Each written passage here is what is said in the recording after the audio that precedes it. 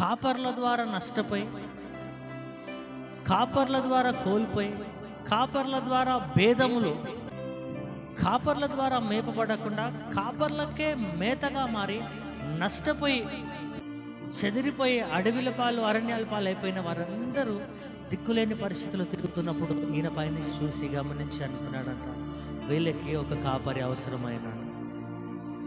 తప్పిపోయిన వారందరినీ వెతికి రక్షించడానికి ఒక కాపరిని పంపాలనుకున్నాడు. ఆయన దావీదు కుమారుడైన క్రీస్తయ్యుడు.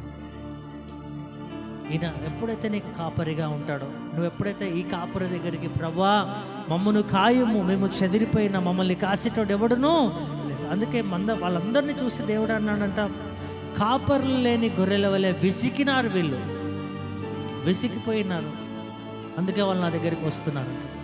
ఈరోజు మీ ఇద్దరు దేని విషయంలో విసిగిపోయినారో, ఎక్కడ దెబ్బతిన్నారో, ఎక్కడ చెదిరిపోయినారో తెలియదు, కానీ ఈయన నిశ్చయంగా మిమ్మల్ని నడిపించబోతున్నాడు. ఈ కాపరి మంచి కాపరి, నీ కొరకు ప్రాణం పెట్టగలిగిన వాడు.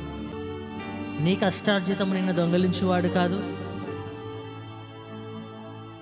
నీ రాబడిని ఈయన మేసేటోడు కాదు, కానీ నిన్ను మేపువాడైనాడు.